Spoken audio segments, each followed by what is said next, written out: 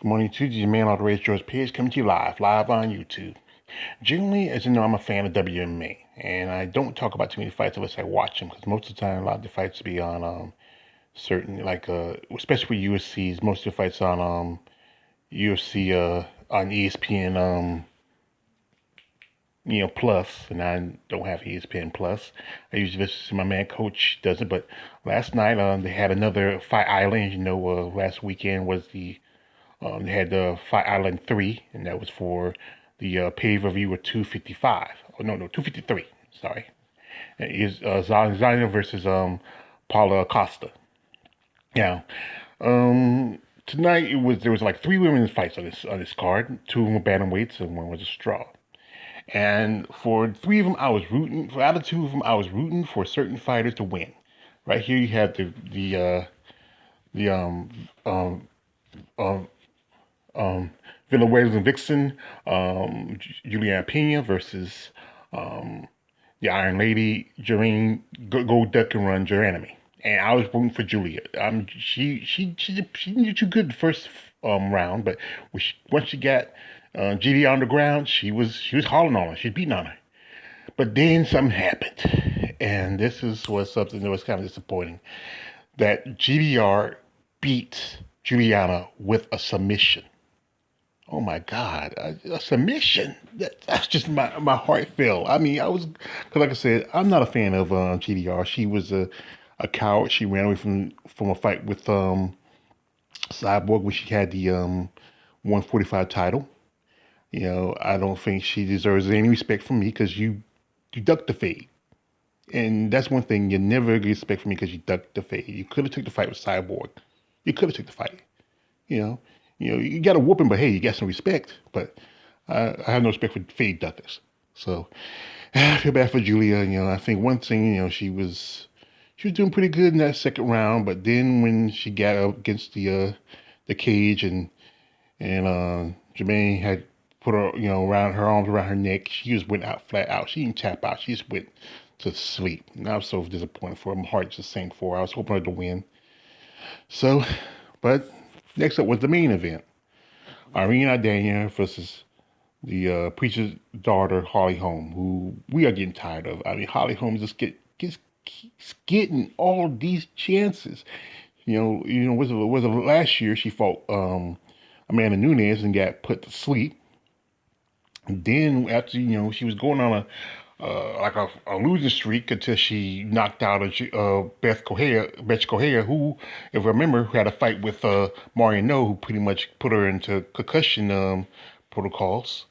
And we was rooting for Irene because after her knockout of Caitlin Vieira, I mean, she put that girl slammed out, and we are rooting for Irene, but Irene gets dominated by Holly Holm throughout the whole fight. And his thing was, Holly was using takedowns. She was getting her down. Like it was like that time when Holly beat Megan Anderson by taking her down. I was just like, it was the night of just surprises. People who known boxing, basically known for striking, won their fight using takedowns, using submissions.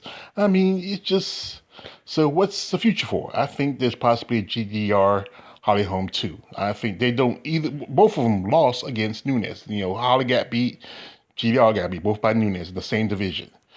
I think Dana White might tell Holly, hey, we're going to offer you a contract for the 145 title because you already fought for the 135 title. If there was going to be a fight for that. So what's going to happen? I think those two are going to fight, and then more likely, what Dana's going to tell them, you both already fought for the 135 title. So this is going to be a contract for the 145 title. And, no one wants to see a third fight between Amanda Nunes and Jermaine Duranami. How she got schooled. And really don't want to see a fight between, Amanda Nunes and Jermaine Duran. I mean, between Amanda Nunes and Holly Holm. How she got knocked out with a head kick, which was her specialty. But I think it wasn't too much a disappointing night. Last night, Genu fought Luma Labumke. And Labumke beat Genu just to just, Genu Free. This is what goes out there. Genu Free should have stayed in Invicta. They picked up Genu Free because, she fits the narrative. She's an attractive Asian chick, great body. I'm not a big fan of Genu Free, but she does have a great body. Very, as I mentioned, I'm into very fit and muscular women, and she does have that nice framework. And and she was just killing Genu Free with those Muay Thai kicks and then into the abdominals. I mean, that's why I say Muay Thai kicks are very good. That's why more fighters need to get a Muay Thai background. And I think the boom kick can be a little more threat if also she gets a little more takedown defense and also lesser than some BJJ. But she's pretty good. I mean, this is her third fight in the UFC. She's now 2-1. As you know, she won her first fight when she beat another fit chick. I think, what was her name? I forgot the name. The Russian chick. I forgot her name. I talked about her one time. But yeah, she's very fit. But then she lost to Angel Hill in her second fight. And beating Genu Frey, Genu Frey's now 0-2.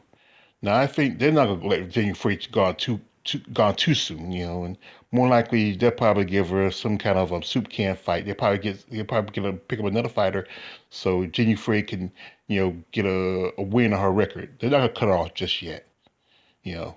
Yeah, I was looking at there's some fighters who've been on longest losing streaks and still there. As you know, they officially just finally cut Mara Romero Barrera, and I'm gonna ask you something out there. How'd she get past those drug charges?